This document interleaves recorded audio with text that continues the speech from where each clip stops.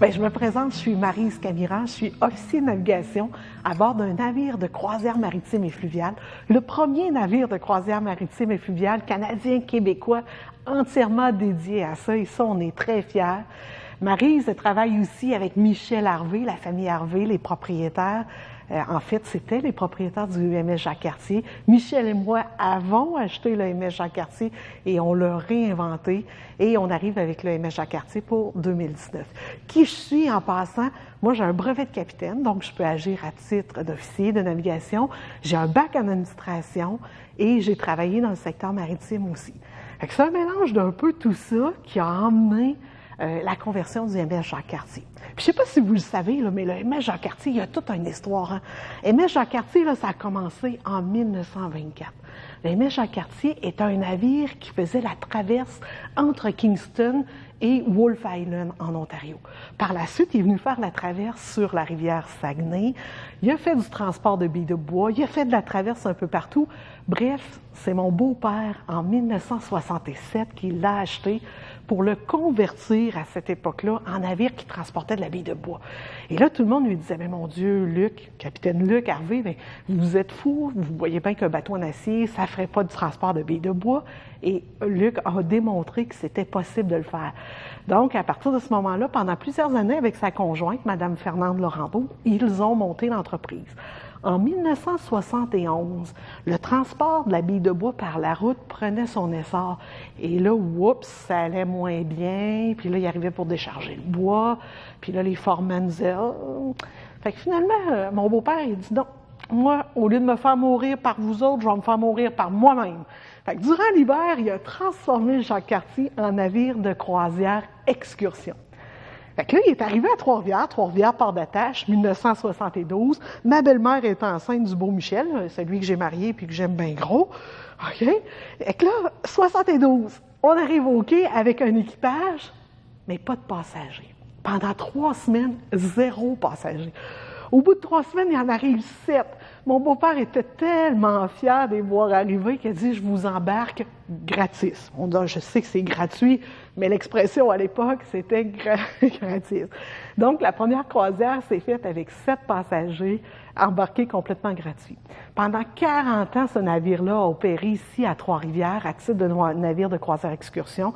Même les dernières années, on transportait plus de 35 000 personnes. Michel, mon conjoint, a grandi sur le bateau avec son frère parce que c'est des marins là, de génération en génération. Là. Michel, on parle de la 4e génération de capitaine de père en fils. Et même notre fille, Rachel, commence à l'Institut maritime. Là, fait qu'on prépare la 5e génération. Il faut comprendre que les croisières MS Jacques-Cartier, c'est un mode de vie beaucoup plus qu'un travail. On est comme des gypsies, mais sur l'eau. Donc, comment ça fonctionne? Je vous l'ai dit, ma belle-mère est enceinte, elle a élevé Michel à bord du bateau. Michel faisait du tricycle, traînait son petit bateau dans l'eau en arrière. On a fait pareil. Nos 2 filles à bord avec la gardienne. Donc, c'est vraiment un mode de vie, là. On est toute la famille à bord. Avec l'équipage, évidemment, ça fait comme une très grosse famille parce que le navire, il se promène partout entre Toronto et Saguenay. Là, Michel et moi, en achetant le navire, on dit, c'est quoi qu'on a en avant de nous autres? Qu'est-ce qu'on fait avec le Jacques-Cartier? Et là, on est allé avec les tendances du marché et on le transforme en navire croisière maritime et fluviale. On l'allonge de 40 pieds.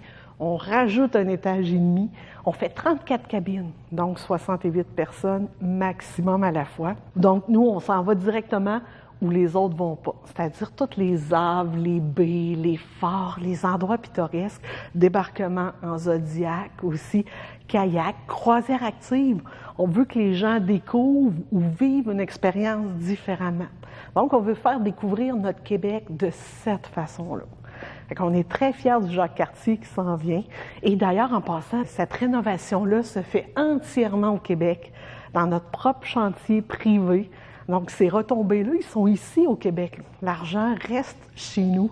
Et là, on a tellement hâte de se promener partout à travers le Québec, les petites îles, les haves, les baies, les forts, puis aller voir les spécialistes aussi. Parce qu'on va avoir les spécialistes qui vont se joindre à nous. À chaque endroit où on va, il y a une particularité à découvrir. On veut vivre le milieu, goûter le milieu, c'est-à-dire les bons chefs cuisiniers des endroits, les particularités locales, il faut tout vivre ça. Bref, j'ai tellement hâte de partir, il faut que j'arrête de parler parce que je vais partir tout de suite. Moi, je suis chanceuse, je suis mariée à une famille de marins de longue date. C'est-à-dire que les Harvey, c'est connu, ils viennent de l'île aux Coudes. C'est presque tous des capitaines. Mon beau-frère François est capitaine, mon beau-père Luc est capitaine, mon conjoint Michel est capitaine. Bref, on est presque tous capitaines dans cette famille-là, moi aussi. Mais est-ce que c'est possible de devenir marin sans pour autant provenir d'une famille, d'une longue lignée de marins? Évidemment que c'est possible, et de plus en plus. Puis la place pour les femmes est de plus en plus importante. Si on recule il y a 20, 25 ans, il y en avait moins des femmes. Il y en avait, mais il y en avait moins. Maintenant, c'est accessible. Et j'enseigne aussi à l'Institut maritime, et je le vois sur les bancs d'école. On a des gens qui viennent de toute horizon maintenant. C'est plus juste des enfants de familles de marins. Ben oui, il y en a, là, c'est clair que les familles de marins, on aime toujours ça, retourner dans le milieu maritime. Mais il y en a qui ne viennent pas de ce milieu. Puis on divise ça en deux grandes branches en passant les carrières maritimes. Tu as les carrières maritimes à bord des navires, puis tu as les carrières maritimes terrestres aussi. Et ça peut faire toute une différence. Si on aborde l'aspect à bord des navires, c'est fort simple. On a deux grandes branches à bord des navires. Tu as le côté pont, c'est-à-dire ceux qui travaillent à gouverner le navire, le matelotage et tout ça. Puis tu as le côté salle des machines aussi. Fait que ceux qui ont des affinités mécaniques, c'est aussi un avenue. Et là, on dit, ben mon Dieu, on a peur de partir 4-5 mois de temps. Non, attention, là, les carrières maritimes, c'est plus nécessairement ça, là. On peut travailler à bord de remorqueurs, puis revenir à la maison tous les soirs ou presque. On peut travailler comme pilote du Saint-Laurent et revenir de façon régulière à la maison. On peut travailler sur les traversiers, on peut travailler sur les petits navires de croisière excursion. Ce sont tous des travails qui nous permettent de revenir à la maison.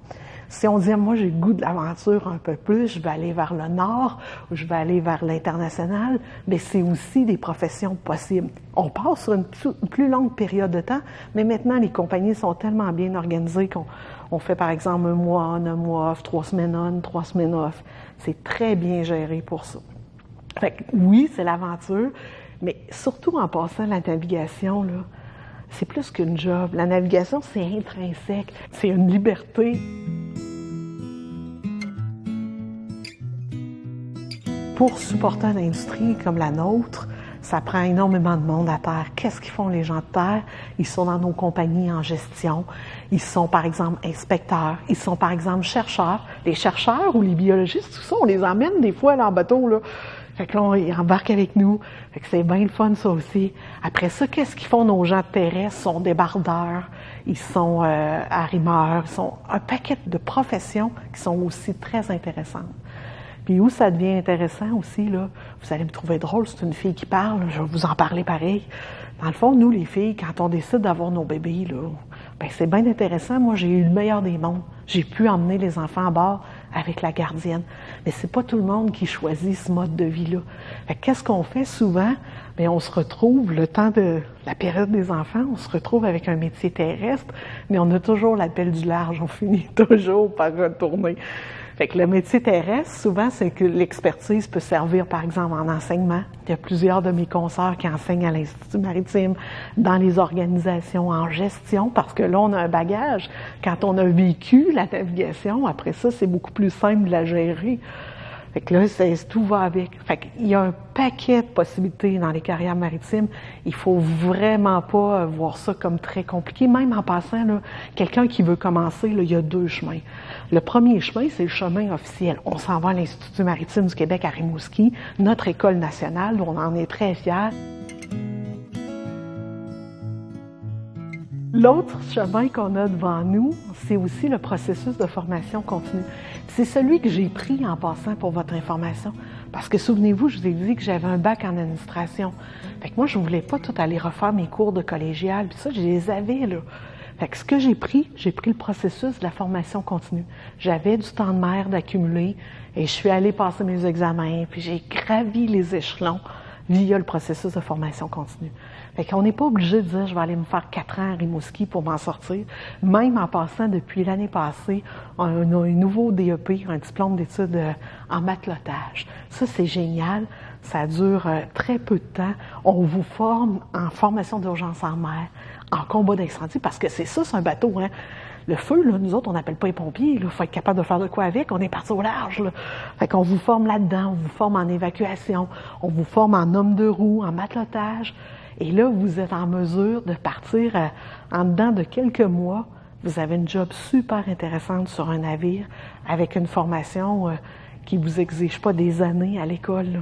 Évidemment, si vous aimez ça puis vous voulez continuer, on est content, là. On continue à vous accueillir dans le processus, mais bref, ça fait toute la différence.